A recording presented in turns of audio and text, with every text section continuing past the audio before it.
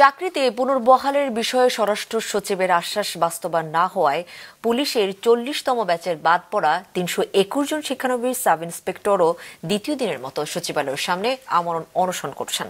দাবি আদায় না হওয়া পর্যন্ত অনশন চালিয়ে যাওয়ার কথা জানিয়েছেন তারা। গতকাল বিকেল থেকে সচিবালয়ের উল্টো পাশের সড়কে অনশন করছেন তারা। তাদের অভিযোগ, চাকরিতে নিয়োগের বিষয়ে গেল ৬ জানুয়ারি স্বরাষ্ট্র মন্ত্রণালয়ের সিনিয়র সচিব যে আশ্বাস দিয়েছিলেন তার বাস্তবায়ন হচ্ছে না। সারদায় 1 বছর ট্রেনিং শেষে দেশের বিভিন্ন থানায় তাদের পোস্টিং দেওয়ার কথা ছিল, কিন্তু পাসিং আউটের ঠিক আগে শৃঙ্খলা ভঙ্গের অজুহাতে ধাপে ধাপে তাদের বাদ দেওয়া হয়।